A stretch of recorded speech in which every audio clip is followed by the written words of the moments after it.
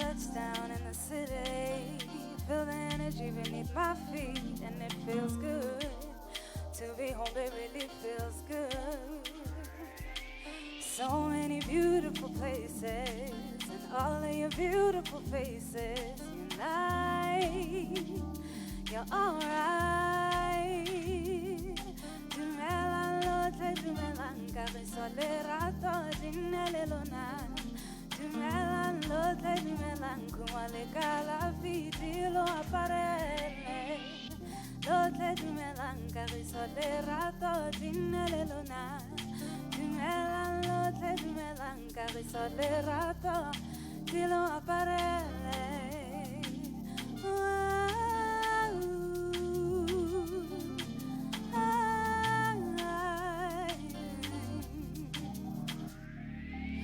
Diamonds on the soles of our feet. From the Kalahari, can you feel the heat kissing on my skin? And it feels so good to be alive right now. Kings and queens of the kingdom, rise and claim your position. So high, banan. Dumelang lotlhe, dumelang kagiso lerato dinelelona. Dumelang lotlhe, dumelang kuma le kalafi dilo aparele. Lotlhe dumelang kagiso lerato dinelelona. Dumelang lotlhe, dumelang kuma le kalafi dilo aparele.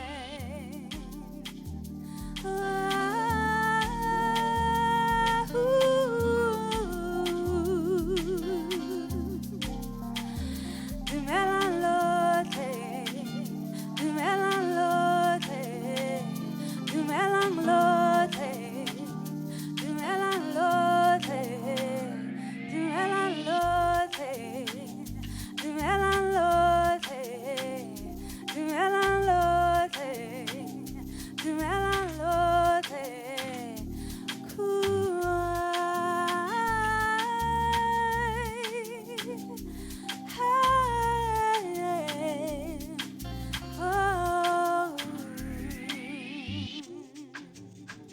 Thank you, Galaboha.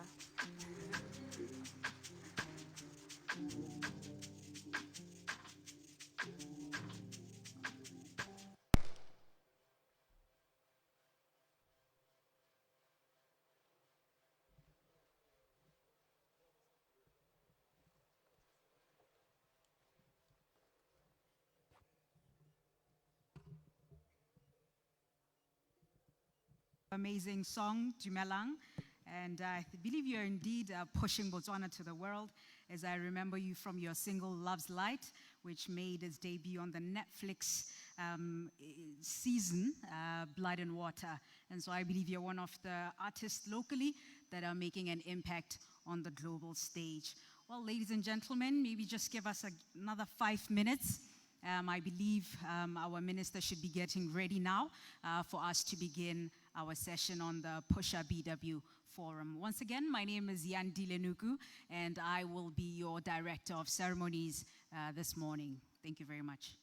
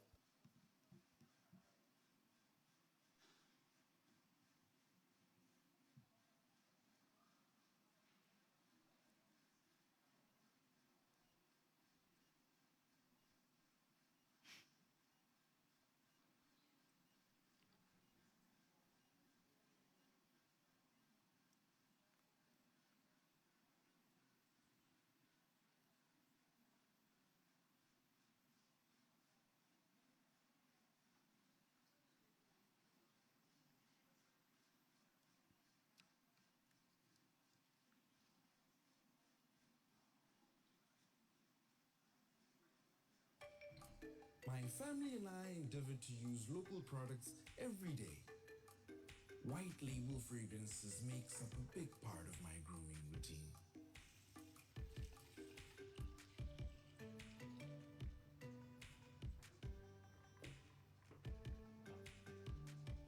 I'm sure my wife won't mind if I used her cuticles lotion.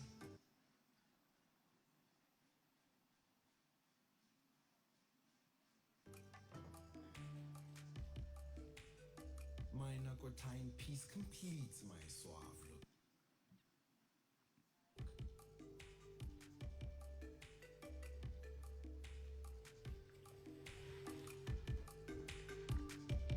And Ditech keeps me connected.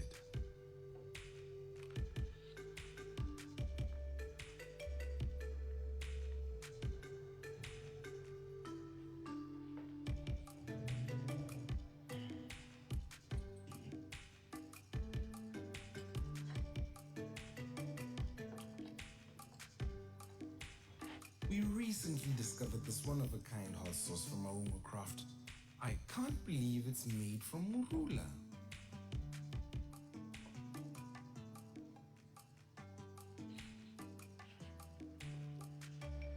My daughter, she loves her Eagles too, but always forgets to put it away.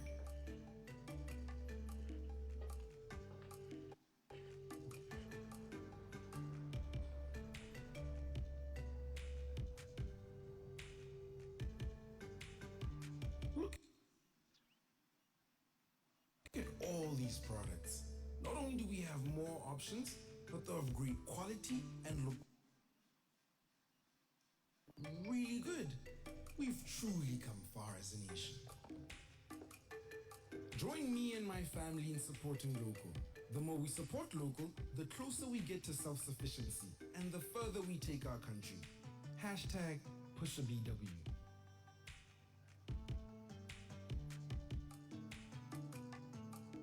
This is a 100% BW production.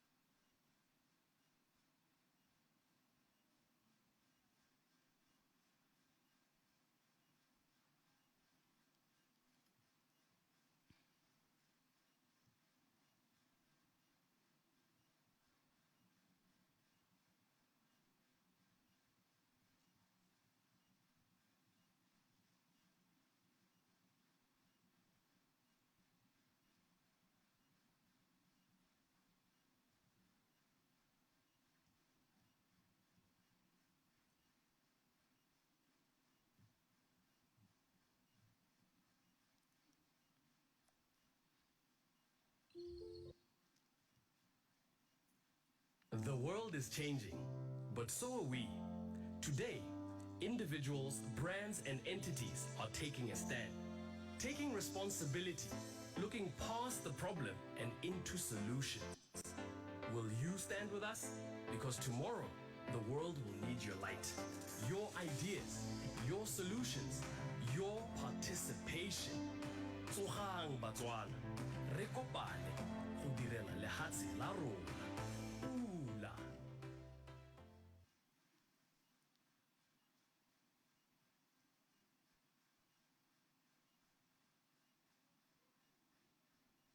The world is changing, but so are we.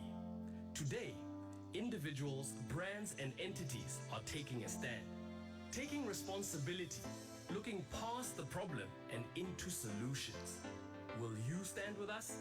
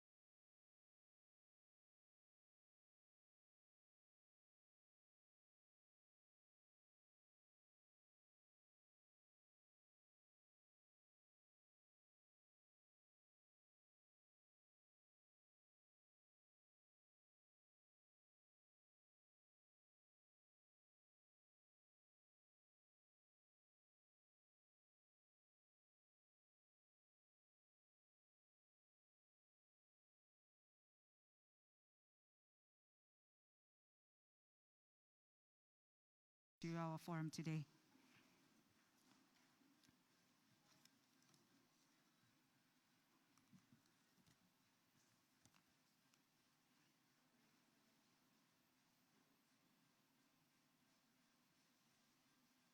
Thank you very much.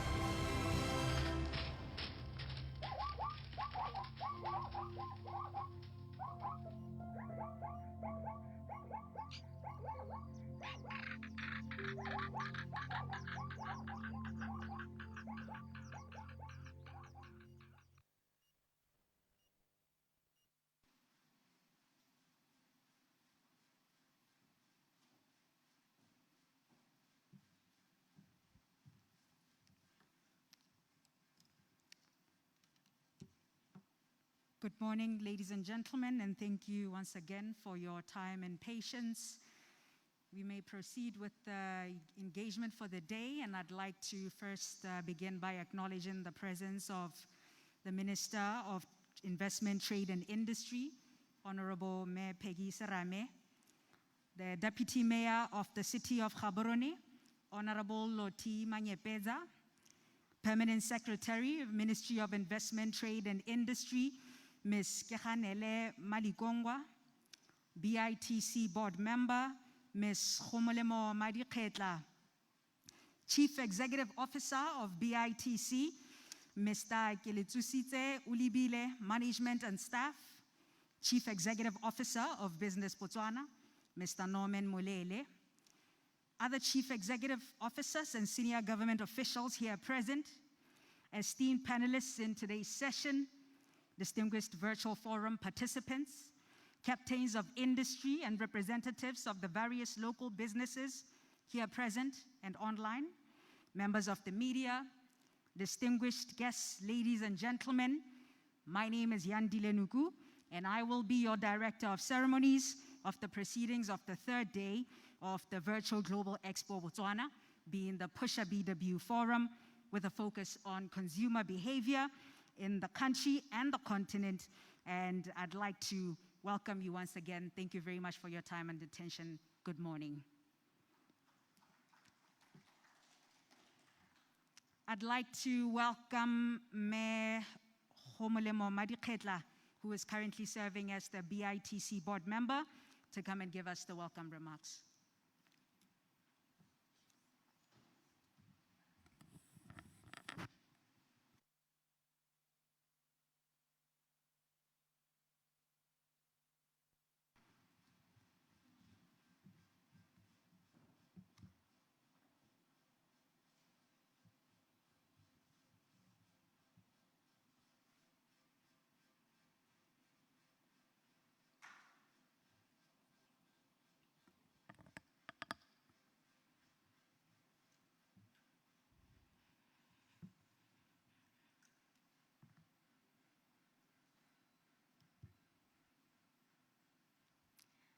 Director of Ceremonies, Honorable Minister of Investment, Trade and Industry, Honorable Peggy O. Serame, the Deputy Mayor of the City of Gaborone, Honorable Loti Manyepeza, Permanent Secretary, Minister of Investment, Trade and Industry, Ms.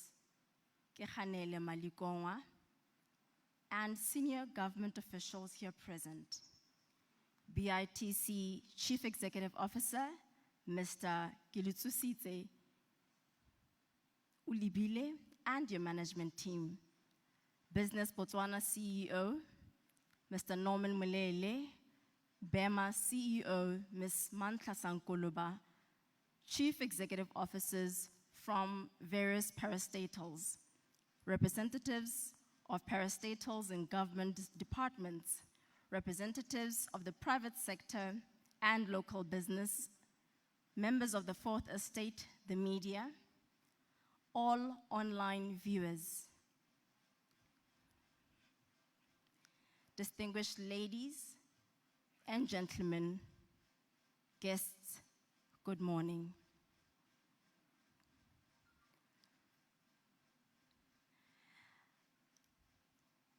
Allow me to recognize today, November the 19th, which is a key date in the global calendar. Firstly, it's Women's Entrepreneurship Day commemoration globally, a movement that focuses on entrepreneurship amongst women and girls. Also important is the fact that this week is about Africa industrialization. I don't believe in coincidence. I believe in serendipity. And well done, BITC, on the alignment.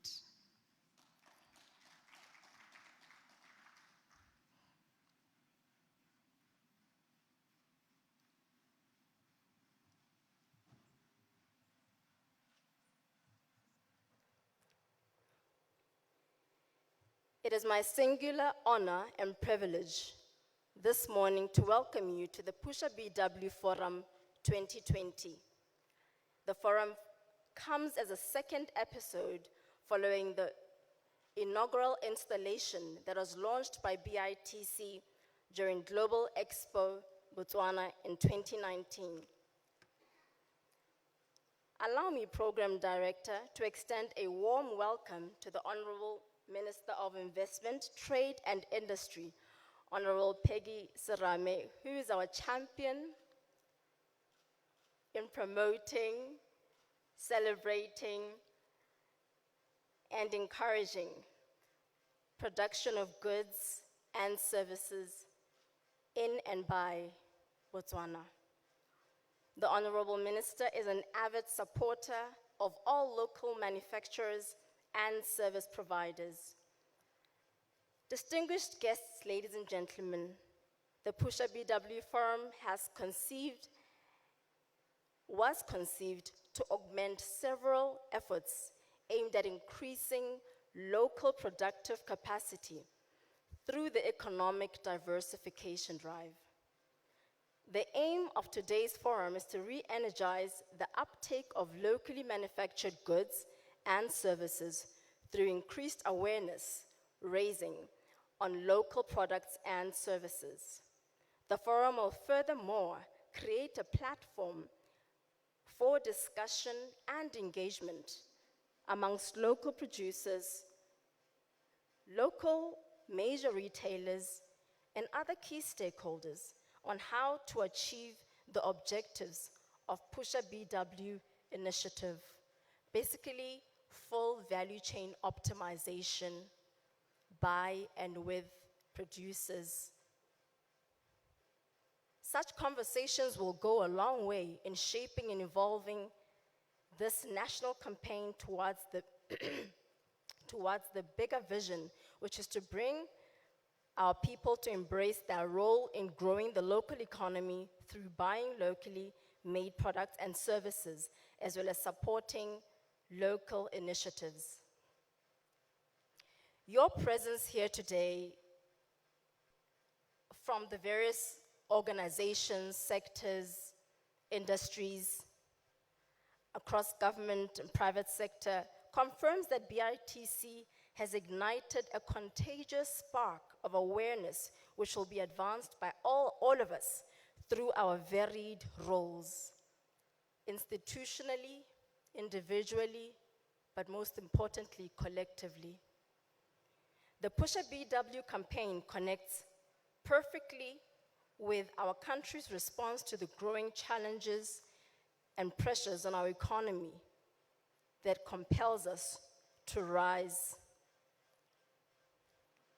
and ensure that we are self-reliant as a nation.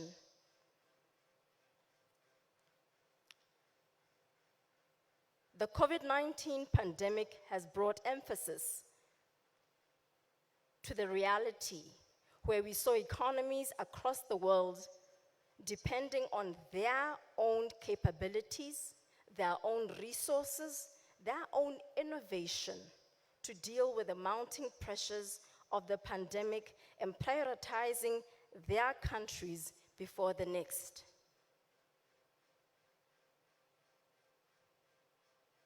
The PushaBW initiative will not only allow us to respond timelessly, but it will allow us to even respond, not even respond, but act more proactively. Director of Ceremonies, ladies and gentlemen, the time is now to step up towards transforming the mindset of our people, to first believe as a nation on our ability to transform our economy through initiatives such as the PushaBW. As you engage today at this forum, I urge you to focus greatly on the core of the campaign, to re-energize and reinvigorate the PushaBW, hashtag PushaBW, and what it aims to achieve for our economy and the lives of Botswana. Director of Ceremonies, distinguished guests, ladies and gentlemen, let me wish you fruitful discussions, and I can only envision a renewed engagement at the hashtag PushaBW Forum 2020. Once again, ladies and gentlemen, you are most welcome. Thank you.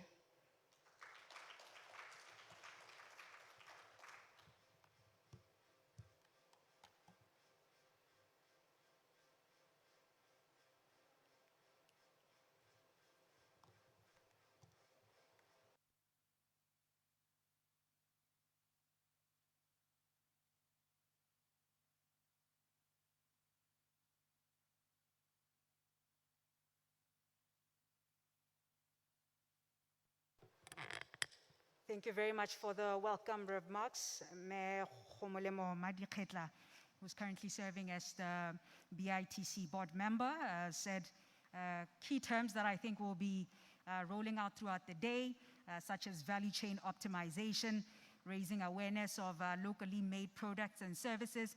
Speaking of which, you might have noticed that there's a goodie bag right next to you there on the table.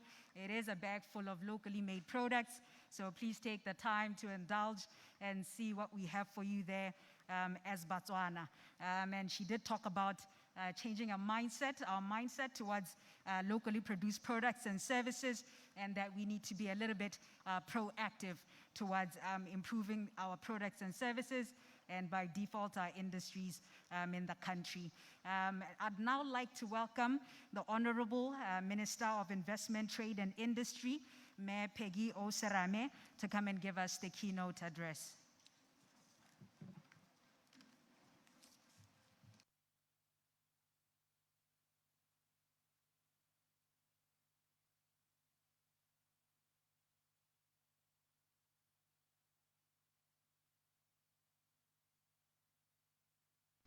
Thank you very much. You may be seated.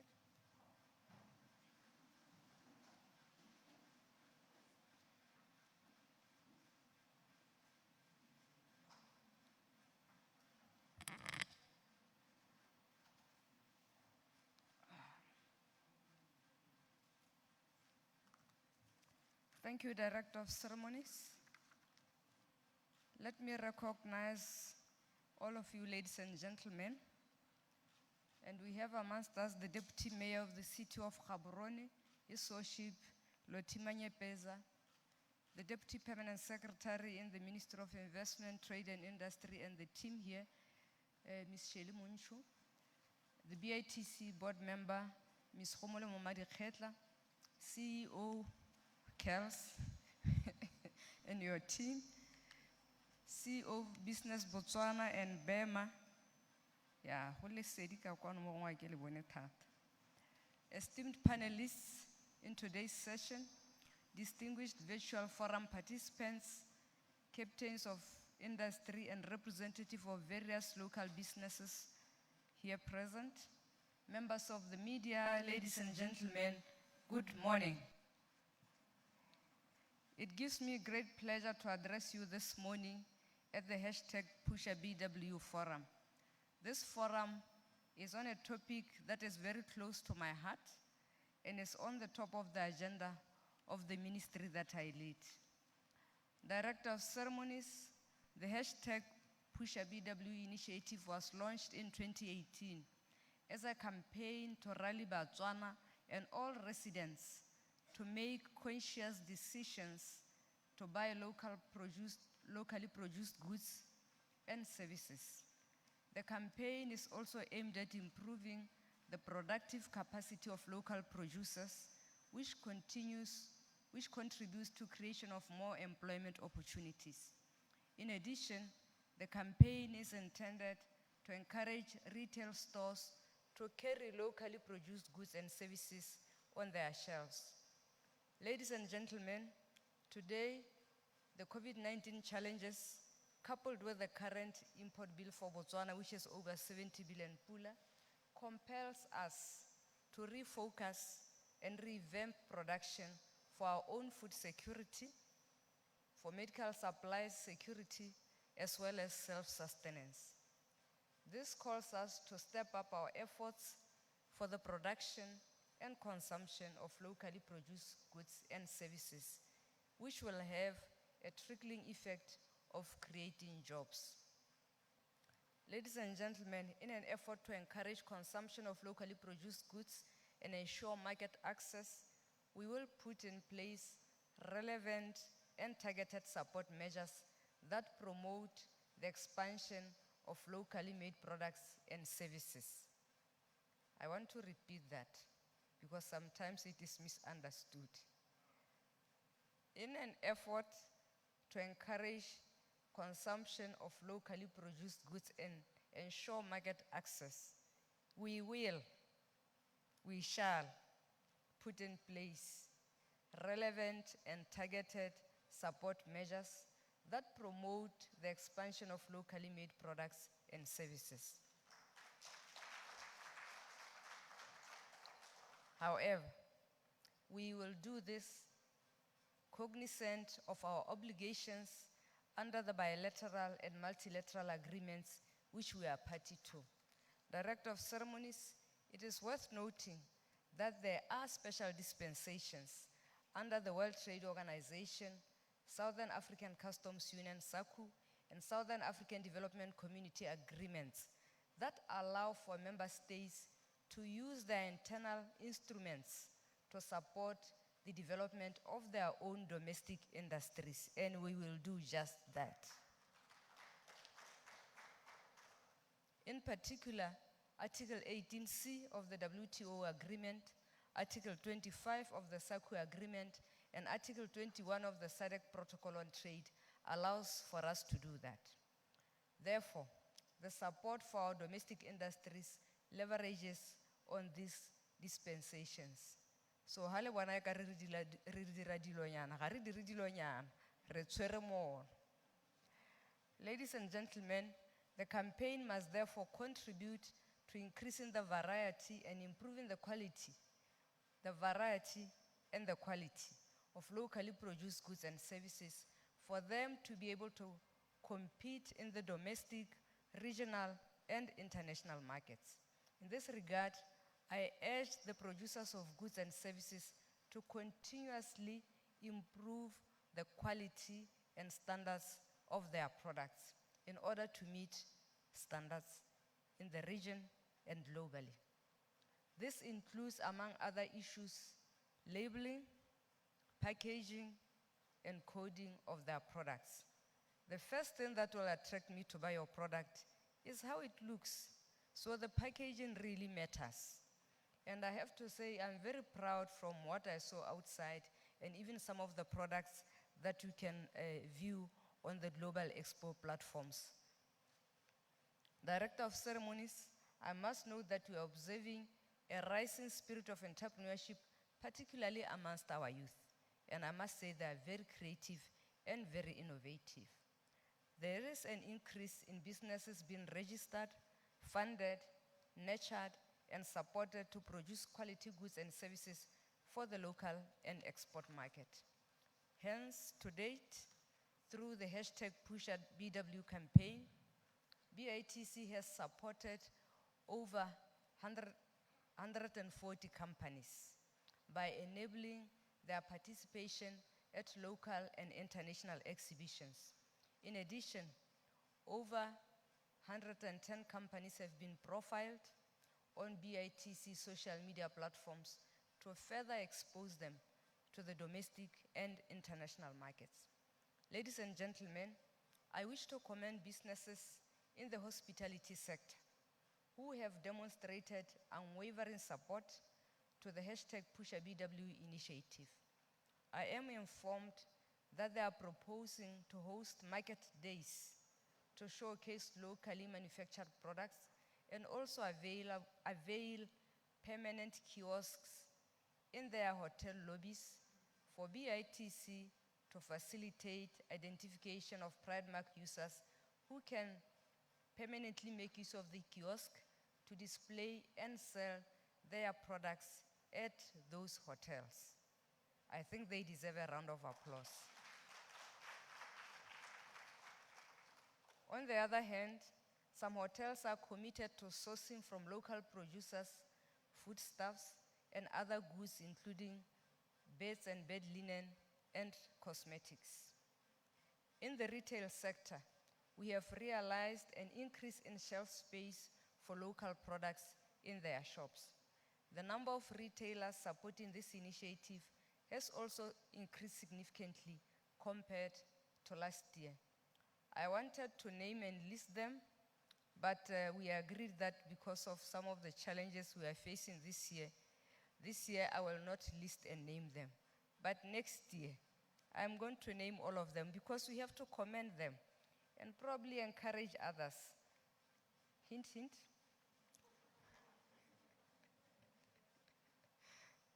This is a welcome development, and we would like to encourage those lagging behind to catch up with the pace setters. Ladies and gentlemen, appreciation is also extended to participating buyers under the Supply Development Program, who include mining companies. And I still think there's a lot of room for improvement for our mining companies. There are other initiatives by mining companies and retailers apart from SDP that are intended for the development of productive capacity of our SMEs. I commend all entities that are supportive to this initiative because these efforts by different stakeholders will go a long way in diversifying our product base in Botswana. Ladies and gentlemen, in support of the hashtag PushaBW initiative, government will continue to develop, to refine, and to implement initiatives such as Botswana Exporter Development Program, the Supply Development Program, funding through SIDA and other financiers, the SME Incubation Program by the Local Enterprise Authority, Global Expo Botswana, Special Economic Zones, to mention but a few. Through the recently launched revised Botswana Exporter Development Association, which BITC did in partnership with UNDP, government is capacitating companies to produce competitively quality products to penetrate both the local and international market. Further, the revised SIDA guidelines of July 2020 have made financial support more accessible to most of our local businesses, and we continue to observe a corresponding growth of applications as Botswana come forth for SIDA funding. And as we speak about quality, as we speak about penetrating regional and international markets, I think we also need to engage, and I'm sure the panelists will also speak to that, the issue of marketing. A lot of us have beautiful products, the most beautiful you can imagine, but I think sometimes our marketing can be improved to get the full benefits of what we can get from those products and those businesses and the services. In conclusion, I would like to urge government, the private sector, civil society, and individuals to embrace the hashtag PushaBW initiative, as we will be contributing to the development and sustainability of the SMEs and the economy of Botswana. And of course, we have to recall that we are in the middle of a pandemic. Let's ensure that we take care of ourselves, protect ourselves, so that we can protect our loved ones. Let's remember, wear your mask when you're in public places, wash your hands frequently or sanitize, keep the distance that is required. If you can, limit your movements, because that is the way that we can protect ourselves and our families from COVID-19. I'm also hopeful that despite the challenges, we've also seen a lot of opportunities that we'll take advantage of to ensure that we are also able to contribute to our food security and other sectors of this economy. Distinguished guests, ladies and gentlemen, I, Peggy Nkutule Saran, commit to buy local, I commit to eat local, I commit to visit local, I commit to use local, I commit to dance local. And I invite you to join me. Hashtag PushaBW I thank you for your kind attention.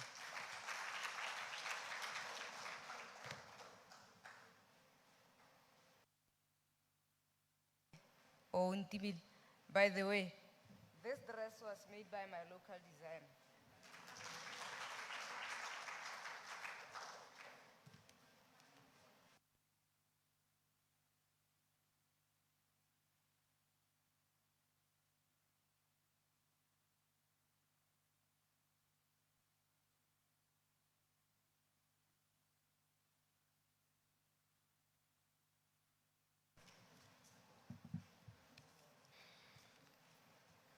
Thank you very much, Honorable Peggy Osarame, the Minister of Investment, Trade and Industry, for the keynote address.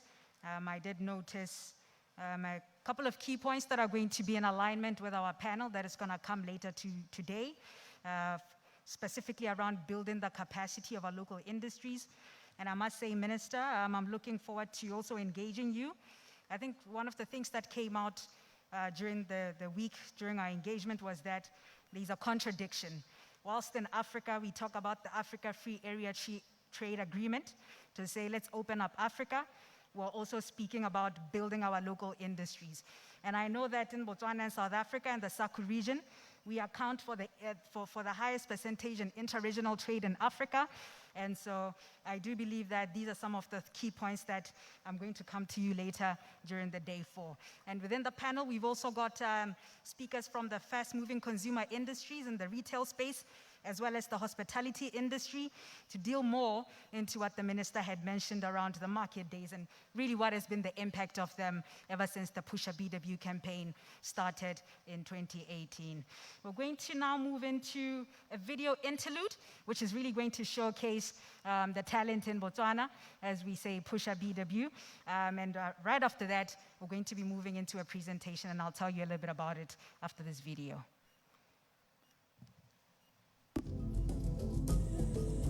Dumelang, ke bitswa Rabi. My story started as a dream. I wanted more for myself, my family, and my community. I saw an opportunity here, and that's how it started. Happy I wanted to see change. Dumilani, Dimithamani, Dingilombeli yangu, ikebele kuisa Botswana kushango dzimu. Takala makakuti, Botswana ina dziriswasi dzinjinji zatingatengesela shango dzimu. My vision was to see Botswana products in different markets. So I put my mind to it, and here we are, smelling good. Dumelang, ke bitswa Rabi. My story started as a dream. I wanted more for myself, my family, and my community. I saw an opportunity here, and that's how it started. Happy I wanted to see change. Dumilani, Dimithamani, Dingilombeli yangu, ikebele kuisa Botswana kushango dzimu. Takala makakuti, Botswana ina dziriswasi dzinjinji zatingatengesela shango dzimu. My vision was to see Botswana products in different markets. So I put my mind to it, and here we are, smelling good. Mapuko, your travel connection. We have the most beautiful sites to explore. It's untouched nature at its best and cannot be compared to any. Tora ya rona ni le go bontsha Batswana in the world. Gore re tshwere bonte jo bokae. Ke nna kokeletso. We got to where we are because of our love for great experiences and good food, not forgetting excellent service. Na gape ke ratana ra bona go tshwanetse go re itirele re le Batswana ebile ka ke monana ra bula madirelo onea e leng lifestyle ga gona kgomo ya boroko e rile go simololeng ra se ka ra leba go morago fa ditiro di nna dintsi botshelo bo a tokafala.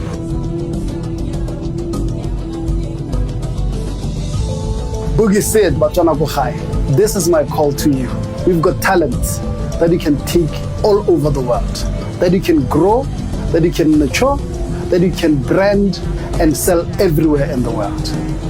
We need support. We need you to buy the music. We need you to go to the concerts, buy the tickets, buy the merchandise. As a vehicle to communicate our culture from Botswana to the world. Coming up next, we're going to be having a presentation. As we had said, our focus today on the PushaBW Forum is to really look at consumer behavior and how we can create more consumer-centric products and services. And so we're going to take an academic approach before we get into the industry insight and on the panel coming up next. We're going to have a presentation on the Botswana consumer behavior towards local products and services. And we're going to have Mr. Godfrey Temba, who's going to give us expert insights on consumer behavior in relation to local products and services. Mr. Godfrey Temba is a consumer behavior expert and researcher at the University of Botswana. We're going to be paying attention for the next 15 minutes. Sir, you may grace the stage.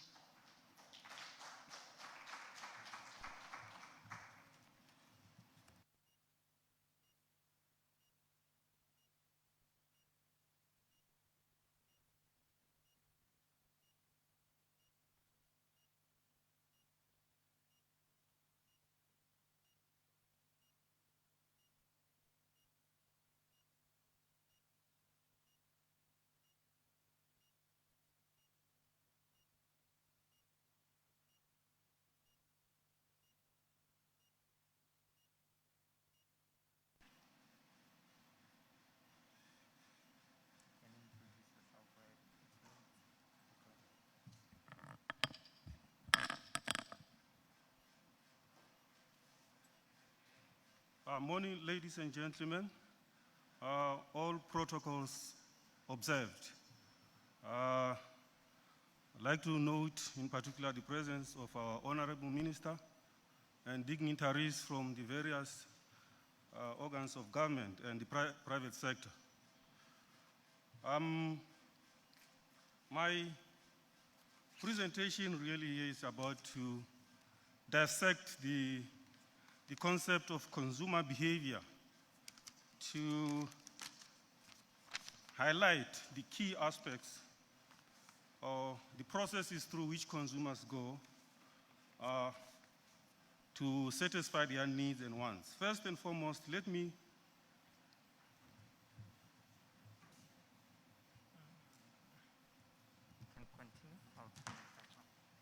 start by asking the question, what is consumer behavior? Consumer behavior is basically a process by which consumers seek, identify, purchase, use, and dispose of goods, services, and ideas. It's a process that is influenced by a myriad of factors, personal factors, and situational factors. It is a complex process. Consumers basically seek benefits from the products and services that they are buying. Benefits such as freshness, size, low price, convenience, and so forth. Consumers are influenced by both, as I've said, personal and situational factors. Personal factors include attitudes, personalities, motivations, and so forth. Situational factors also range from culture, family, marketing, incomes, and so forth. So all these factors come to bear when consumers consider what to buy, when to buy, how to buy, why to buy.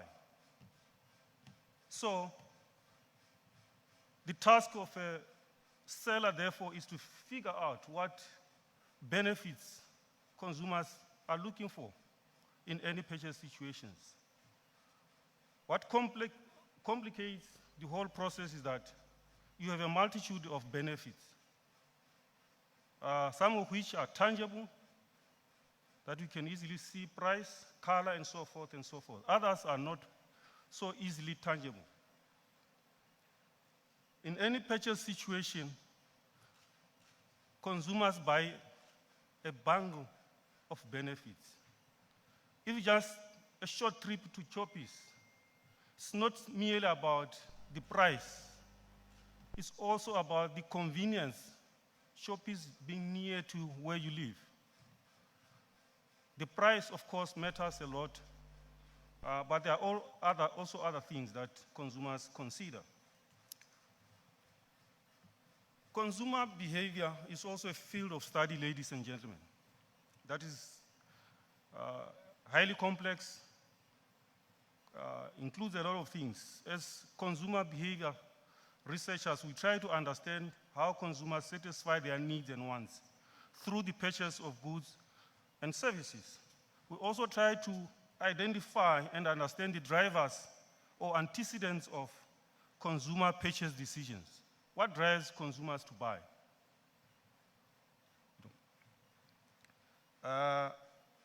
We also draw insights from different disciplines of social sciences, such as economics, from which we learn that consumers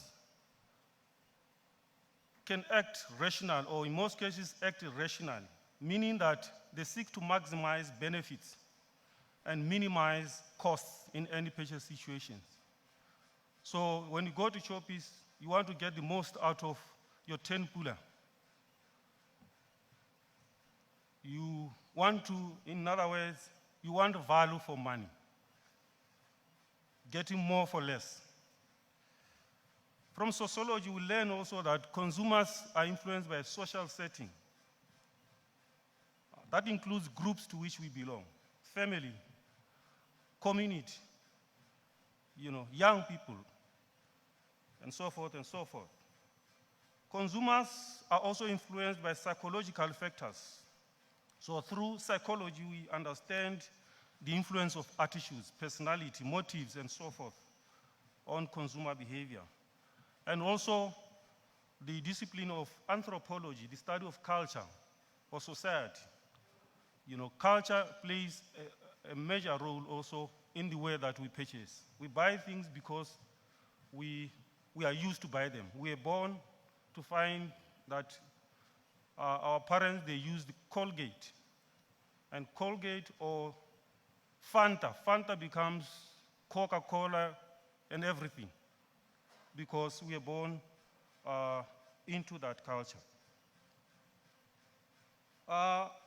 In looking at Botswana consumer behavior towards local products and services, perhaps there are three questions that we need to ask. How do Botswana consumers perceive products and services produced locally by other Botswana?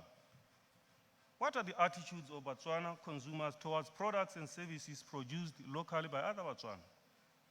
How motivated Botswana consumers are to buy products and services that are produced by other Botswana? To try to understand or to provide answers to this, we may look at what research has been done to date, both locally and internationally. Locally,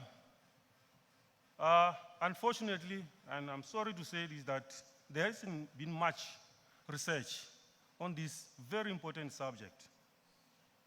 I looked through a few studies, one by one of our PhD students in 2015, who looked at decision-making styles and values that best describe the behavior of consumers in Botswana. And that study, it covered the broader Francistown region and broader Gaborone region. In a way, it was more of a representative sample of the population of Botswana. The study results characterized Botswana as habitual buyers, fashion conscious, perfectionist, meaning they like quality. They are quality conscious, they are novelty conscious, they like style, novel products, and so forth. And price also featured prominently as another characteristics of Botswana. They consider price, and in some instances, price reflects quality. Botswana are also time or energy savers, meaning that they want to spend less time moving around looking for things. So the more the nearer the shop is to Botswana, the better. They don't want to go far, or they don't want to search too much for. So some of these can provide us with clues as to the kind of consumers we are. Manwa, another former lecturer who is now at VETS, did a research on whether restaurants in Botswana meet customers' expectations. And in their findings, they identified deficiencies in key service quality dimensions such as responsiveness, reliability, empathy, and assurance. In short, the study finds that Botswana service providers are not very responsive to the consumer or to the customer. Reliability, they are not very reliable. They don't, if they promise, they don't meet their promises at times. So these are just some of the few studies that have been done in Botswana. But in fact, like I said, there hasn't been a national study that covers the entire Botswana so that we can then be able to say, this is how Botswana are. So we are just, relying on a few studies here and there, but they don't really represent the entire country, which, as I've said, this is an area that really needs to be looked into by researchers like ourselves and so forth. What research has been done elsewhere? A number of studies have been done in other countries, particularly focusing on consumer behavior towards local produce, both in developed and developing countries. In many of the developing countries, it has been found that consumers generally have a low regard for products that are produced locally relative to products that are produced from more advanced countries. It seems to be the case that in most developed countries, in developed countries, similar studies have been also done, and they found that consumers tend to be highly ethnocentric. They support local, and that again seems to be a theme across developed countries. So what are we doing as developing countries to try to change such attitudes? PushaBW is one of those things that they are trying to, to help change those attitudes towards our own.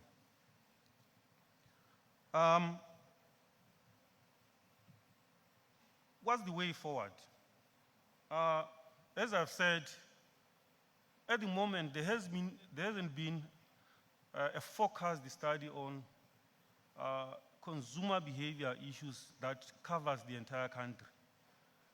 And that is an area that has to be, taken seriously and taken up by both institutions of higher learning like the University of Botswana, but also we are calling on the potential sponsors like BITC and others to help researchers to, to undertake this important research. Because by doing this research, we'll be able to unpack the behavior of Botswana and be able to come up with effective strategies. Retailers, producers will be able to fashion out strategies that are consistent with the behavior of Botswana. At the moment, we may be only speculating. Of course, there is a lot of anecdotal evidence. People say things about here, but those, they don't coalesce into something that we could say, this is the attitude of Botswana. So we need research evidence, scientifically studies that can, address this important issue. At the level of support institutions that are available, for the businesses. Perhaps it's important that businesses, the support structure of government like CEDA, LEA, and others, they should pay close attention to the demand side of the value chain. The demand side of the value chain has to date, not received much attention compared to the supply side. In most cases, if you look at the way the support has been, it has focused much more on, getting money to buy raw materials, to do this, but less has been done on the supply side. The Honorable Minister has rightly pointed out issues related to marketing. These are the demand side, the distribution. Distribution is the gateway to the consumer. If you can't get it right, consumers buy products because they are at the right place. They are in the right form. They are sold for the right price. So consumers buy utility, the right form, the right place, the right price. So it is important that then we focus more on the demand side of the value chain. The PushaBW campaign is an important step that has been used not only in Botswana, in all other countries, even in the US, they also have their own form of PushaBW. It's therefore, in my view, something that should be taken seriously and supported both by entrepreneurs. Entrepreneurs need to really consider or understanding how consumers buy. Take consumers seriously, and in my view, that's the way forward. Let me stop here and thank you all for listening. Thank you.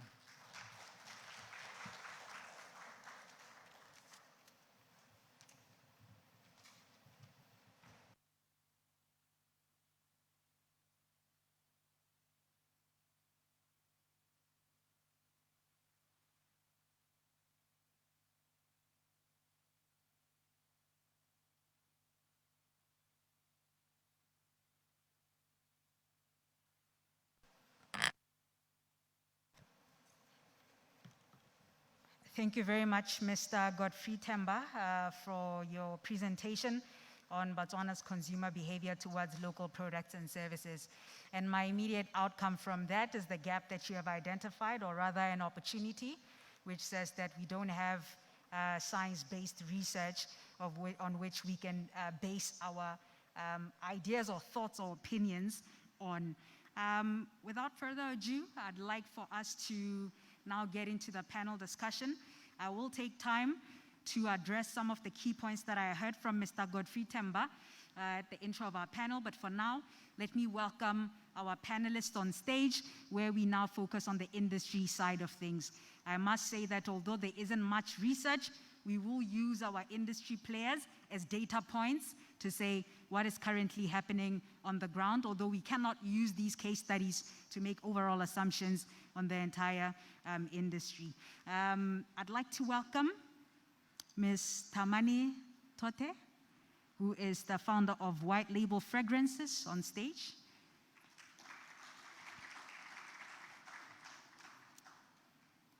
She will be speaking, I believe, as a producer and an entrepreneur in relation to producing local products and expanding, and as well as her thoughts and her interactions with the local market and how they're responding to her products. Our second panelist will be Mr. Waneta Musinyi, who is representing De Beers Group, and he will talk from a support structure perspective.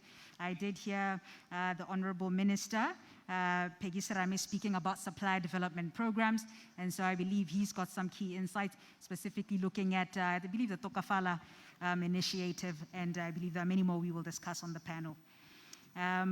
Next on the panel, I will welcome Ms. Thabani Ndlovu, who is serving as the general manager of Hilton Garden Inn Hotel, and she will be talking as a receiver of locally produced products and services in the hospitality industry. And what is required to have our local products and services supplying businesses such as Hilton Garden Inn Hotel. And our last panelist will be Mr.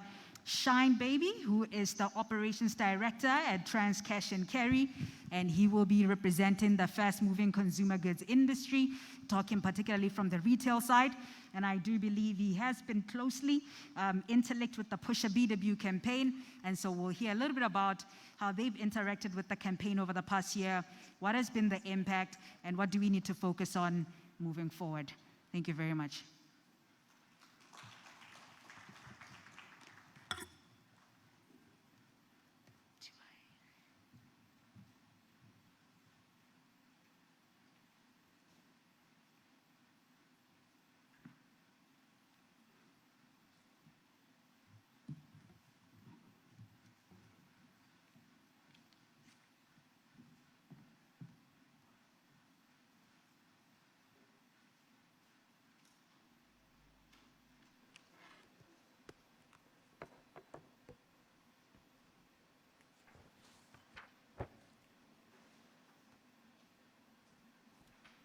Thank you very much once again for your time and attention. I will be facilitating the panel. It's going to run for an hour. Let me apologize once again because we started a little bit late. However, I've been informed that the Honorable Minister will be leaving us at around 11 a.m. For an engagement. So at 11, I will ask us to pause, just let the speakers know, and we stand and honor the Honorable Minister as she leaves. But on that note, Honorable Minister, I'll start with you on this particular panel just to hear your overview, such that by the time you leave, we've already had your input in this conversation. My question, I reiterate, the world is moving towards opening up the African continent, access to a market of 1.2 billion people, but locally we're speaking a language of industrializing and expanding and growing our local industries.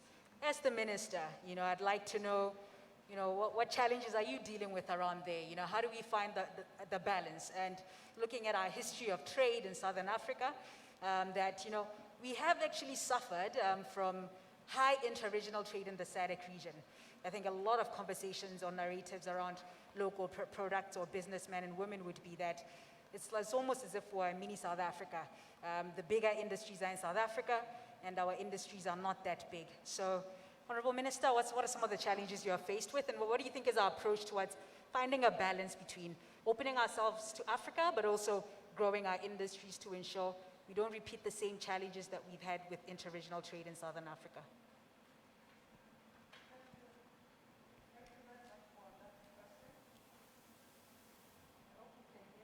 We can't hear you. Maybe we may want to give the minister a microphone.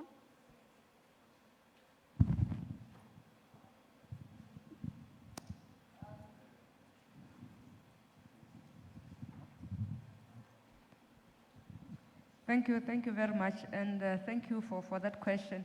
And let me start by responding to what you said earlier about the contradiction. To me, it's not a contradiction at all. And I'll try to keep it as simple as possible. And I'll be stepping out. I wish I could stay until the end. I'll be stepping out to go and attend the virtual meeting of the African Ministers of Trade. We are discussing some of the outstanding issues relating to the African Continental Free Trade Area, because we are aiming at starting trading under the new arrangement from the 1st of January 2021. I think, let me put it like this. I think we, like you said, with some of the agreements, we have to ensure that all the partners to that agreement get to benefit from the agreement. And how do we benefit from the agreement? By also being able to trade and get beneficial treatment. Now, the reason I said this is not a contradiction is that at the regional level, as SACU, we agree that for us to get the optimal benefits is for us to operate as SACU, to develop the regional value chain so that we can access the bigger African continental market. But then, before you go to SACU, you need to have your own local products. You need to have something that you can export. That's where it starts. Before you can talk about SACU or tripartite or African, you need to have some product. Otherwise, it will just be an academic exercise. So you start by building your own local productive capacity. You start by ensuring that you have your own local products that you consume, that you keep working on to ensure that at the end of the day, they are the right quality, the right standards, and then you are able to access the market. To me, it's as simple as that. You need to have something to trade to start with. As simple as that. That's why we need to continue to promote our own local, to do all that we can to support them, for them to be competitive and to access this market. So the challenge is really ensuring that we have the right incentives, the right support systems, and everything that our enterprises need to develop so that they can be competitive. Thank you. Thank you very much, Honorable Minister. I have picked that we need to start by first producing quality products and then focus on regional value chains. Taking that point to you, Ms. Tamani Tote, I'll start with you. White label fragrances. Yes. I believe you've got something to add from that conversation to say Definitely, what yeah. products are you currently producing? Maybe let the audience know products. I'm sorry, say that again? What products you're currently producing, and then we'll get into how you are expanding, not just in the country, but looking to expand beyond into the SADC region. Yeah, thank you so much. Just to give you a brief on who White Label Fragrances is, we are an African niche fragrance brand, affordable fragrance brand, and we focus on luxury products. We produce fragrances and we produce fragrance products as well. So we produce perfumes, and some of you have seen the perfumes in our display outside.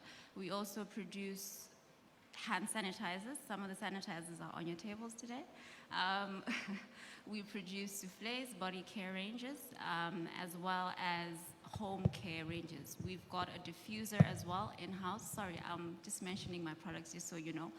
We've got a diffuser that helped to scent the space today. So those are some of the products that we have, Yandile. Okay. Let's talk a little bit about, I believe we also had on the earlier conversations around the marketing of your product, and let's tap into the previous presentation. How have Botswana been receiving your product? Any shocks, any key insights you've taken out about the market?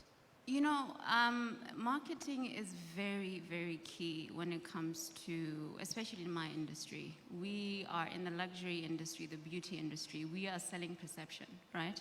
So how you present yourself to the public is very, very important. And so as White Label Fragrances, we try by all means to put our marketing at a very high standard. We are not there yet, but we're surely getting there. And I must say, we've had very positive feedback from consumers, and we've grown because of our customers. When we first started in 2017, we're 3 years old this year. When we first started in 2017, we were nowhere near where we are today. And as we grew, we took advices from our customers to improve not only our product, but as well as our packaging as well. And in doing so, we then established relationships with top producers in terms of packaging, not only in the country, but also outside as well. So I agree with the minister that our marketing is very important. Okay. Last point before I move to the other speakers, key challenges around there. Did you read the market correctly? Because I heard the previous presentation saying that Botswana are quality conscious. Botswana look at price factors, and to them price reflects quality, and then Botswana are energy savers. I've heard you saying that White Label Fragrances is on the luxury end. Did this inform your product development? Yes, definitely. Botswana know what they want. That's something that I know for sure, and they know quality and they understand it. And I think to anybody that is producing, that's something that you need to understand, and you need to do your research very well. And you need to understand your industry and who the industry players are around the world and try to emulate that and even do better. So as white label fragrances, we try to do that, to look at who the industry players are, the giants, and to make it our own at the same time, right? So I don't know if I've answered your question. Okay, you did. Emma. Oh, and to add on to your last point, sorry. Okay. When it comes to time conscious, we've also realized that because we only have a store in Riverwalk, and a lot of people don't have access to our store. So what we've done is we've built an online platform. So right now we've got an e-commerce platform where you can buy our products from anywhere around the country. So we deliver within 5 days. We're able to deliver to you. Thank you very much. Thank you. Mr. Shine Baby, I'd like to welcome you into the conversation from the retail space or the fast-moving consumer goods industry. I believe we did have a conversation around your brief interaction with the PushaBW campaign. I believe you had a market day about a year ago. Can you tell us a little bit about that initiative and what you observed around Botswana's response to locally produced products and services? Thank you. Actually, when the presidential play for economic and... Sorry, can I just ask, can you hear the panelists? No. Is it okay if maybe I ask that you remove our... Maybe we'll have to just remove, yeah, sorry. Sorry about that. When the presidential play for economic diversification through the development of local industries and economic empowerment was announced, Trans, as the oldest cash and carry in Botswana. Apparently, Trans is turning 50 years of existence in Botswana this year. Immediately aligned itself to become part of the economic diversification drive.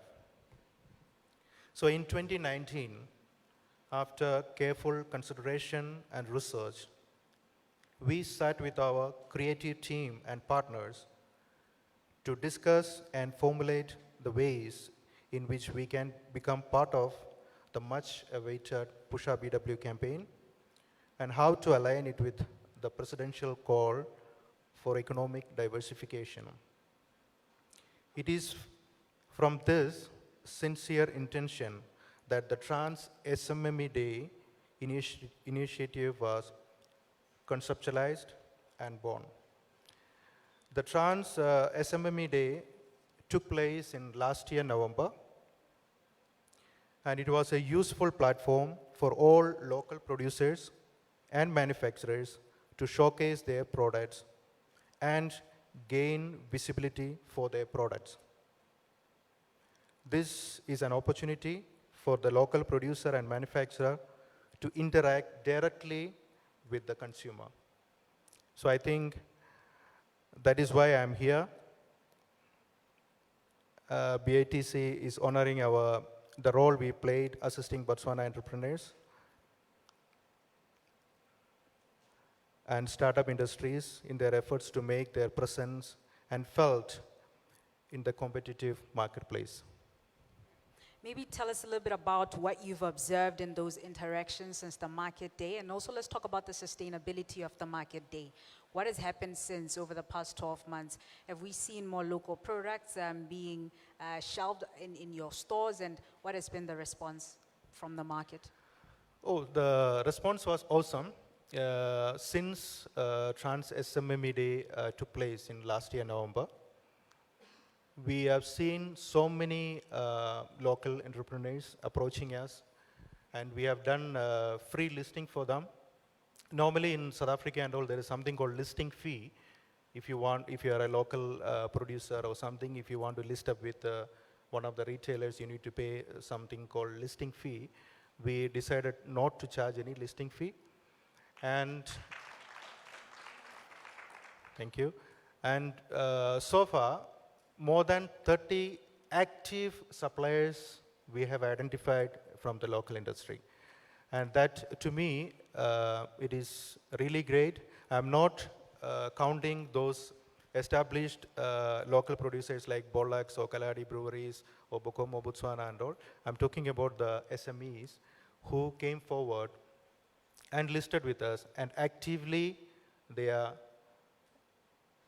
in the market, and every day they are trying to prove that they are investing heavily to, for the brand empowerment, and they've been very successful in the past 12 months. I'd like for us to touch a little bit on what we've discovered with these 35 local producers. What have been some of the challenges in terms of consistency of delivery, delivering the products to your shelves, abiding by quality standards? I ask this because I strongly believe in the retail space, you're a channel to developing those regional value chains that the minister spoke about. I think I've also done a bit of research on the AGOA as we talk about trade, and what we've realized is, I believe around 2010, 2011, we had about, 10 businesses actually exporting and leveraging on AGOA, and today we're currently sitting at probably nil. And, and the conversations around is that, look, we need to build the capacity, build the region first, and maybe you can start thinking about trading with America. So I believe you're a channel. So let's talk a little bit about the sustainability of these local producers. What are you finding on the ground? If you look at the value chain in Botswana, it's like if you are a local manufacturer or you are a local producer. So either you list with a distributor to get into retail, that's what I'm trying to explain. To get into a retailer, either you list with a distributor. You might have heard the names like CA Sales or Pula Sales or Kamoso distributors, and there are so many distributors around in the country. So either you can list your products with those distributors, and they will do the rest of it. What they will do, they got the marketing team, they got merchandisers, they got the logistics. So they'll be able to chain your product to the retail outlet. That is one chain I can discuss. The other one is you can directly approach a wholesaler, or you can approach a retailer distribution center, whereby they'll be assessing your product. When they are looking at your product, I think basically they'll be looking at three major facts. First, they will be looking at your pricing, your cost. We all know that majority of Botswana consumers, the disposable income is very low. So what happens when you want to make a decision about buying a product? So you will be definitely sticking to the most risk-free or the most reliable product, or the tried and trusted product, you understand? So now, for you to penetrate into the market, your pricing should be right. When you compare to the premium product or the budget product, your costing, your pricing should be correct. That is number one. Number two, the quality. So when we talk about the quality, definitely government of Botswana introduced many, recently the labeling laws have been amended. As the Honorable Minister said, you're looking at a product, you look at the label first, you look at the presentation, you look at the visibility, how the product looks like, the beauty of it. So the labeling, you need to be, it should be satisfying. Then the food and safety legislation, you should be following all the regulations, you should be following all those things. So if the quality is up to the BOP's standard, or up to the Botswana standards, then definitely any distributor or any wholesaler will be more than happy to list you. So the quality is a second key. Then the third most important thing is the consistency in supply. So what happens with us is like, we will be so excited setting up everything. We'll be having few employees. We will be so excited in the beginning. We will have a Facebook page. We'll be boosting and talking about our products and all. But slowly, slowly, it dies off. The distributor or the wholesaler or a retailer, if he is allocating a shelf space for you, he definitely need that product coming continuously. Otherwise, it's pointless. You will be investing on a product, you will be doing a bit of marketing, you will be promoting the product. Maybe your promotion is running and all of a sudden a customer is there to buy the product is not there. So I think that one small thing is the logistic issues. Some of our small entrepreneurs, they are struggling with the logistic issues. Maybe the going through the distributor will solve that issue a bit, the logistic side of it. So if you can focus on these three, your pricing, your quality, and your consistency in supply, you will be smiling all the way, definitely.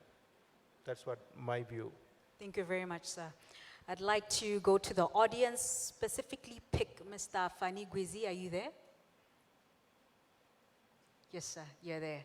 I'd like to take an approach of somebody who is abiding by these specific key points that Mr. Shine Baby has just been talking about.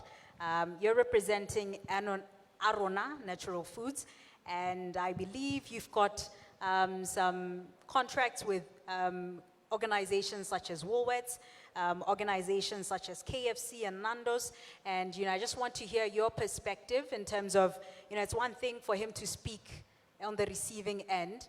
Internally, how have you managed to overcome these challenges in terms of consistency of supply, quality, and pricing to be able to engage with these brands?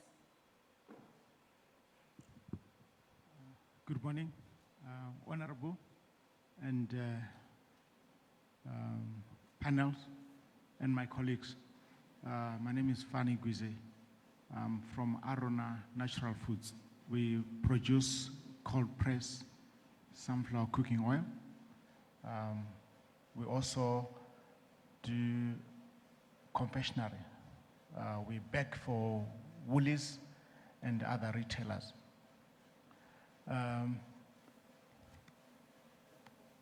I think the most important thing is our quality, the quality of the product, the branding, consistency, obvious. The only challenge that we always face is retailers.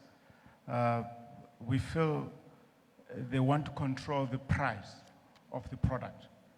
And at the end of the day, we are actually working for them, because I'll give you my price based on the cost of producing a product. And for example, I'll say my oil is going for 30 pula. It has costed me 30 pula from producing, packaging, branding, and etc. And I will put up my markup maybe 10% of that, which would be 33 pula. And you come and say, Fanny, I cannot buy it 33 pula. I can only buy it 30 pula. Okay. Funny enough, now you want to put 20%. So people won't buy my product. It's now expensive. I think that's the most important thing that we want to ask you, that please can you consider when we give you a price, it's not just from the air. It's a calculated cost. Those are the challenges that we face. And also the issue of, I think consumers also, I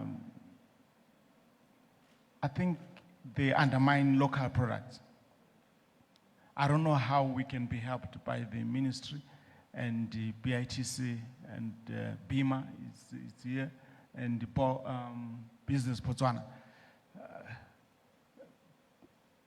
The cost of production from South Africa and our production, they're two different, because they do massive, looking at the population and everything.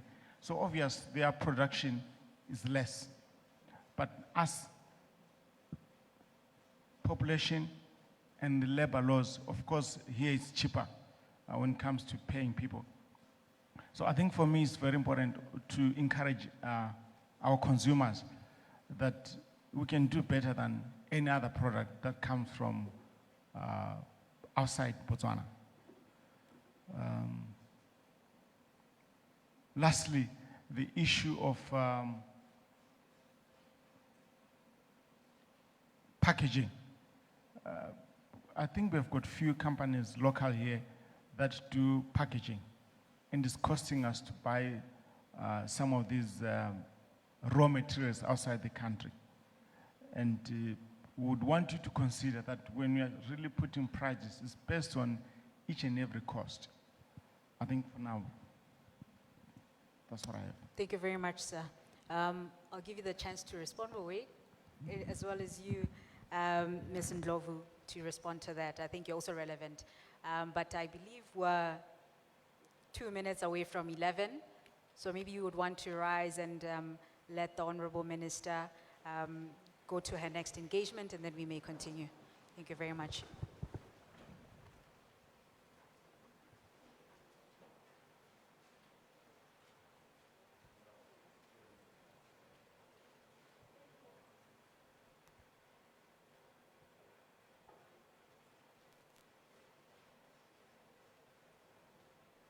Thank you very much. I believe you may be seated.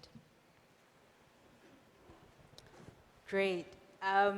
Let me give you Mr. Shine Baby to respond, and then from there I'm going to move to you, Ms. Thabani Ndlovu. You may prepare for that under the hospitality space, and then I'll give you the opportunity to talk about how you're relevant to our conversation. Yes, it's Mr. Fani Gwizi. Mr. Fani, I heard you, and you got some very relevant points there. Let me just try to give you a few answers. Mr. Fani, definitely it's a very competitive market. It's not easy to compete with Tiger Brands, Unilever Foods, Nestle Foods, those giants, they are corporates, and they got big setups and all. We all understand those things. But on a consumer's point of view, when he is getting to a store and he is looking at the shelf, he will be definitely, his eyes will be looking to those products which he is used to. He'll be looking at the all gold tomato sauce, or he'll be looking at the Destic rice, or he'll be looking at the Star Soft and so forth. So now, for us to make our product, or to bring a bit of brand equity, even though our price is on par with the premium product, but still, if you wish to compete with those products, or even if the buyer of a retail store is telling you that your price is same as all gold tomato sauce, why should I list your tomato sauce? Then what I think you can do is to engage your marketing team to do a bit of value adds in the form of wet demos. Like you can ask the buyer to give you a small space in a retail store to showcase your products. Your marketing team will be allowing people to taste your product and feel your product and recognize your product as a locally produced product. So it will definitely add a lot of value. Of late, we have noticed that, Reka Botswana or PushaBW, people are promoting, people are ready to support buying local products. Like the Honorable Minister, she was mentioning that, in each and every sector, she was mentioning about her clothes and everything, So definitely, people are willing to buy the local products, but we need to empower our brand. We cannot ask the buyer to list my product, it is as expensive as Tastic rice, but you must sell my rice. Then definitely the buyer will be telling you that, how I'm going to push your product. Buying and keeping the product in my shelf is not going to solve the problem, because I need to pay you in 15 days or 30 days. And from there, I need to push the product.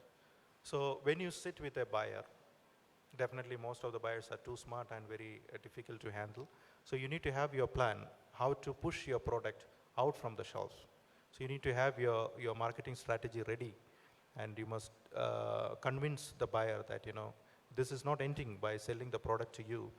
You'll be seeing me, you'll be seeing my marketing team here trying to push the product. And you can give them some kind of assurity that, if the product is not selling, is completely dead, or it's not performing, I will take it back with a smile. So I think that should be the approach to handle the difficult buyers, Mr. Fani. Okay, you'd like to follow up? I must say I think we're going to have to end this panel at 11:30. So let me give Ms. Ndlovu a chance to also talk about Hilton Garden Inn from the hospitality side of things, to say, how are you relevant to the PushaBW campaign, and also opening up, your chains, whether it's the branch, the subsidiary in Botswana, or your other branches across the continent, and maybe share a bit of insight under the pricing, quality, and the consistency of supply. Thank you, Andile. Morning, everyone. All protocol observed. Can you hear me? Okay. First of all, from Arana, we are already supporting you. I think the key aspect with regards to pricing is fair pricing. Ultimately, we do face challenges when we look at products sometimes where you have pretty much exactly the same product, and I'm not referring to specifically on your industry, but generically speaking, right now we're in a COVID situation and you're looking at things like sanitizers, and the exact same bucket which you could get potentially directly from across the border, locally is 3 times the price. And then sometimes you ask the local distributor who you do want to support, why is the price this way? And the answer's always got a myriad of different explanations. So I think there's a conversation that also needs to be had with regards to, for example, when things are imported, to ensure that the pricing by the local distributors, for example, are fair in one way or the other, because at the end of the day, consumers do still come to us and say, this is not fair. When I say fair, I'm talking about fair pricing. It doesn't mean that it's expensive, it doesn't mean that it's cheap. Is it fair pricing? So that's my response on that. Now, I work with Hilton Garden Inn, and what we do have as Hilton is what we call travel with purpose. And the aim with travel with purpose is to cut the environmental footprint by half and to double the social impact by 2030. As part of that, we have what we call the Hilton Big Five, which essentially is water stewardship, protecting wildlife, anti-human trafficking, and more locally here, which is what's relevant at the moment, is youth opportunity and local sourcing. So where do we come in Botswana? What we are trying to do is, we're only just a year old, so this is going to be the first time we're pushing out this initiative, is we're supporting PushaBW. We have a branch, for example, this coming weekend. What we're going to be doing is offering our premium space in the CBD to local producers and entrepreneurs to showcase their products to the public, and to say who they are as a business and be able to sell their products. That's one. We will also be coming in with working with MySec for youth and artistry. So what we will do is offer shelf space in the hotel, in the lobby. Now, remember, we're talking PushaBW for Botswana, but we also want to be able to push your products into the global space. We have a lot of international visitors. We know the borders will be opening tomorrow, I hope. So once fully open, that is. So once the borders do open, we are going to be able to showcase the local products in our hotel through the local kiosk, which was mentioned already by the Honorable Minister. So we will have a shelf as well to showcase the products for Botswana, as well as sculptures and artistry that we will interchange once a month, so that local youth are able to be exposed and have their products sold. We will also be continuing with what we're doing. As mentioned already, we support R&I from the bakery side, is supporting our local producers as well in terms of getting local supply for food and beverage and different items as well. So I hope I've tried to summarize this. It's quite a lot and it's very exciting. Thank you very much. I've got 2 questions for you around pushing BW products to the global space. It's on 2 fronts. The first front is any technology or intention to be able to monitor the reaction of your international guests towards local products that you would be having within the hotel. Is there something in place like that, or maybe this is something to think about? And the second question is more around your global distribution channels or procurement channels, to say, I think one of the things that came out for me during the virtual Global Expo on the first day was, which pipelines can we develop? And one of the conversations was, we can really develop our beef industry. And so you serve as a channel for that too, to say, you know, can you, yes, localize, get our beef, but can you open up your global supply chains to our beef as well? Any thoughts around that in the group? What is the conversation looking like? All right, the first one with regards to digital. We have been pushing digital in the hotel. I've been getting the team trained up in quite a lot of that. We have our feedback channels that we get within the hotel, and it's pretty much, I have it as an app. So the moment a client checks out of the hotel, they give feedback with whatever's been going on.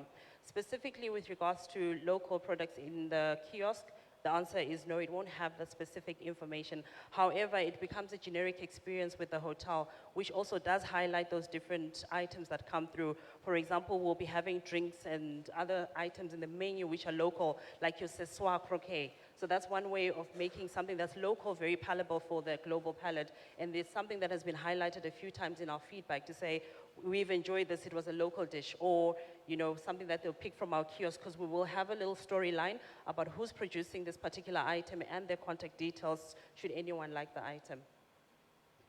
Thank you very much. Mr. Waneta Musingi, I hope you don't think I've deserted you, but there's a reason why I put you at the end, right? Because you're sort of playing a support, and from a support perspective to supporting small, medium enterprise businesses to be able to supply retail outlets and Hilton Garden Inn, and also talk a little bit about your journey in supporting entrepreneurs across different industries, not necessarily mining, from the BS Group, under the different programs that you've had. And then I'll give you the opportunity to, you've been taking a lot of notes to respond to some of the points that you've heard. Thank you. I think just to start and sort of put a disclaimer, who I represent in the value chain of the DBS Group, so that I don't take the Botswana questions. I represent the DBS Global Site Holder Sales. So in our, what we call the value chain, we represent the selling of rough diamonds, both Botswana, Namibia, and South Africa, here in Gaborone. And that means that we have the exploration part called DBS Holdings, we have Botswana, we have DTCB, then comes us as global site holders, and then we have Forevermark store at the airport, which is the only Forevermark retail store in Africa.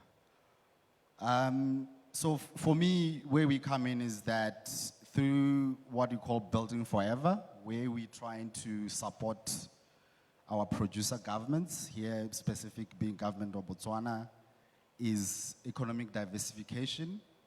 And one of the key components that we believe in is enterprise development, because we believe through enterprise development, you're able to achieve a few livelihoods, you're able to create jobs, you are able to create skills, and there's a lot of things that you can diversify the economy. More specifically, diversify away from mining. Not that we don't have value chains that deal with mining, but we want to build a lasting legacy that beyond the last digging of the mine or any diamond, there will be existing enterprises that will live beyond that diamond mining. So when we come in, we support a lot of initiatives that are enterprise development focused. We have partnered, I think in the past 3 years, with Stanford University, Stanford Business School, for a program that has two components. We have the Stanford Seed that looks at the larger enterprises, that we want those larger enterprises to go global. And then we have Stanford Go-to-Market, which targets the youth, and we want them to scale up to the regional markets. But simply, what's the difference between that and the other enterprise development program is that we want to use all the methodologies and key learnings that are coming from Silicon Valley. That's why we went with Stanford. So if you talk to some of the Stanford graduates, they will talk about design thinking, they'll talk about agility. And we have quite, I think, through COVID, seen how some of those entrepreneurs have used agility to be able to reposition their product and be able to shift and do something that they could survive beyond. COVID, we have Tokafala in partnership with government of Botswana, Anglo and Depswana. So through that program, we have the supply development program. So I will, when I talk about Depswana, only confine myself to the supply development program. And we have also partnered with UN Women to train and capacitate women in high poverty areas in Botswana. We've started with 6 to 8 villages in the Okavango Delta, some place called Skondombore, if those who have traveled, somewhere in those areas where we want to position and develop them to be able to access the hotel industry or the tourism industry in the Okavango Delta, because we believe there is opportunities, but there is less capacity development because of accessibility, because you have to, we call it overseas, you have to use the Pantun to access those areas to be able to develop. And then we have other various programs that we run. We've adopted Tamara pottery, reason being that as a handmade product and a skill, because one of the challenges that we have as a country is that we have youth who are educated, but they don't have the skills to adapt to the market. And we have ladies who've been doing pottery handmade, and we realize that they haven't creatively done something that we can export. So we're trying to support and use the De Beers global brand to be able to sell and market the pottery globally using our network across the world. So those are some of the interaction that we have with supporting and capacitating our local enterprises. Thank you very much for your contribution. I'd like to take it to the floor. I will be opening the floor for questions from anyone in the audience, so maybe you could just raise your hand if you have a question for any one of the panelists or input, and then I'll point to you and switch on the microphone. Before I do that, let me just ask one question again directly to someone very specific in the audience. The Deputy Mayor of the City of Gaborone, Honorable Lotima Nyepeza, are you still here? Yes, sir. Maybe you can give us a bit of insight as the Mayor of the Deputy Mayor of Gaborone to say how have you received the PushaBW campaign, and what are your thoughts around its impact, and what do we still need to work on? Hey, Dumela. We as Gaborone City Council, we support PushaBW. What we have done so far, we gave away 20 open spaces to Minister of Youth so that they can also empower young people. And we are still to give away 20 more open spaces to Botswana. The reason why I'm saying this, I want PushaBW people to know that we have 20 open spaces coming early next year. So they can come to us, talk to us. We'll give them space so that they can do their business. They can PushaBW from the spaces.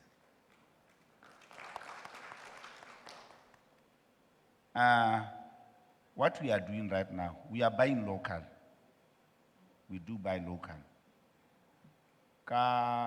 April, first lockdown, it was March, I guess. Yes. Re-engaged more than 50 young Botswana, Baba welder. They were doing welding. Baridila the basin in all primary schools in Gaborone. I was in Silver last month. I had a meeting with bulb weld people. We'll be buying bulb for our street lights in Gaborone, starting from next year, from bulb weld.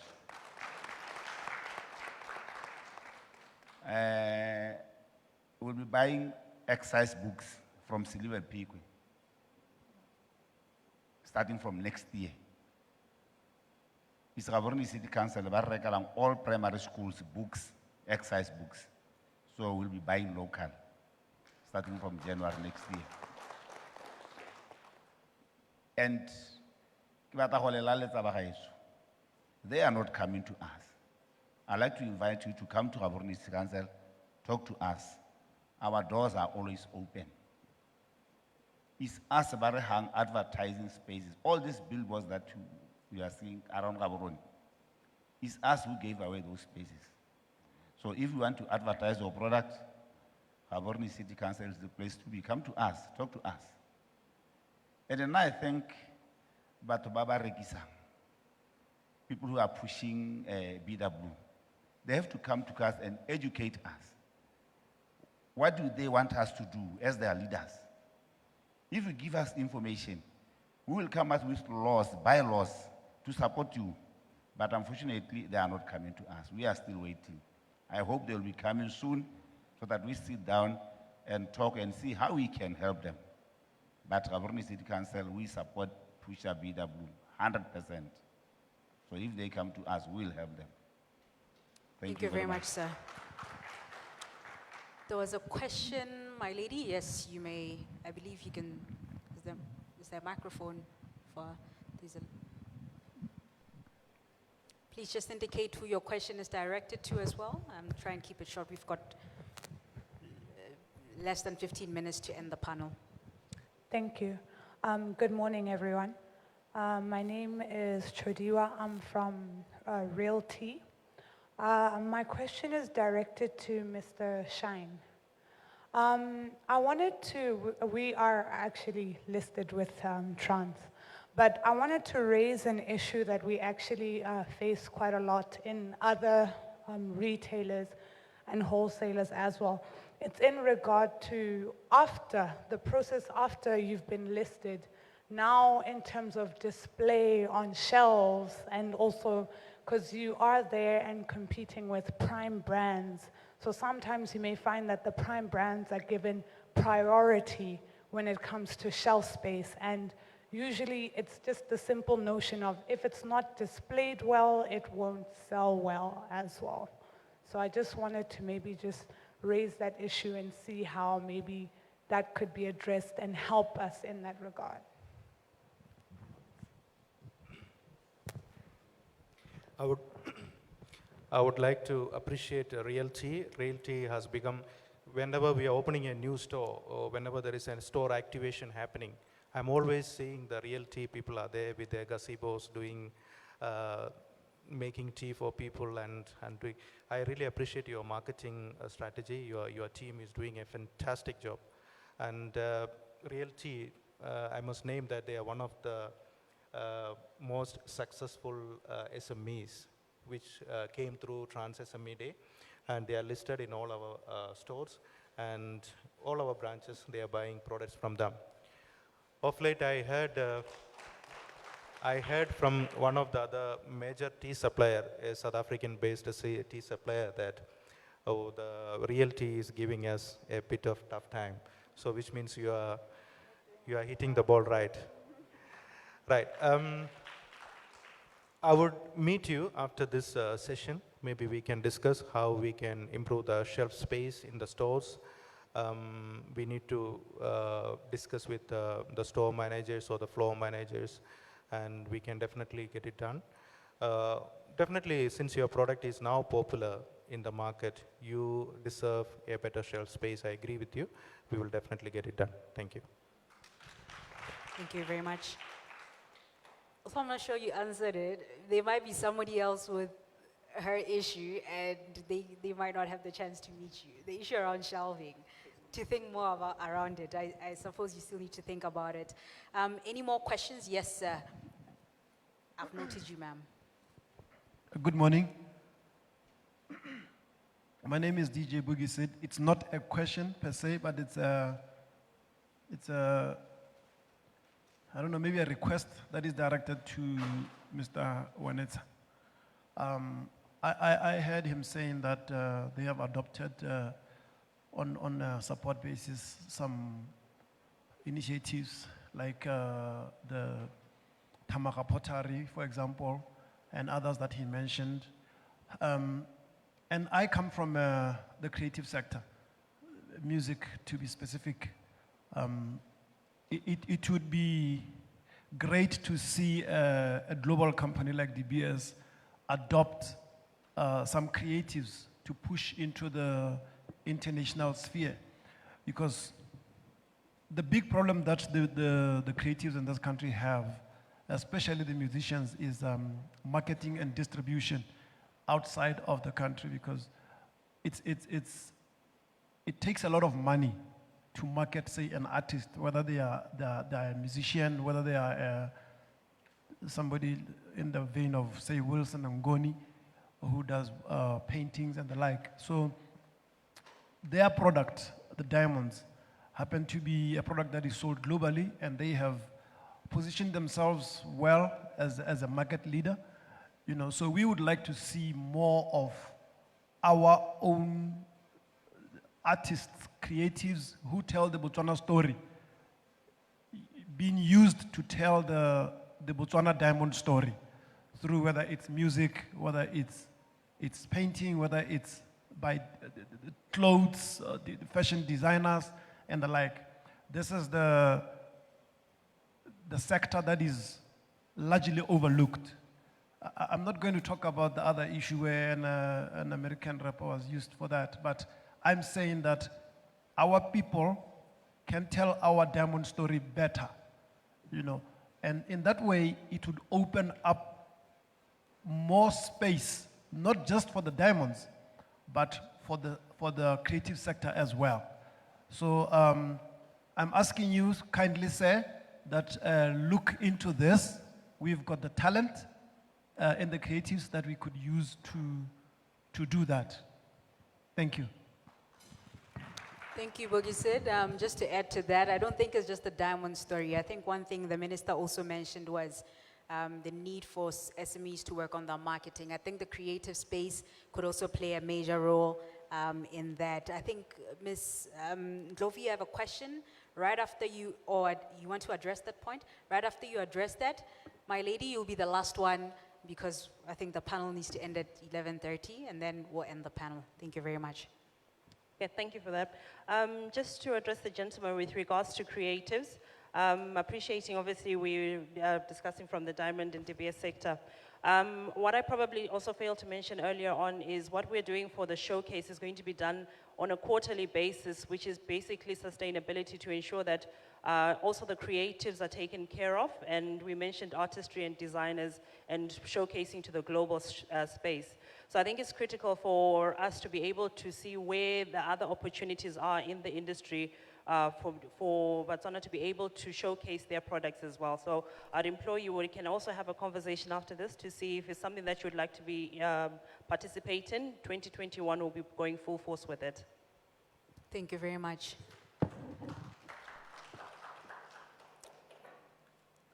There's a lady there who wants to ask the last question.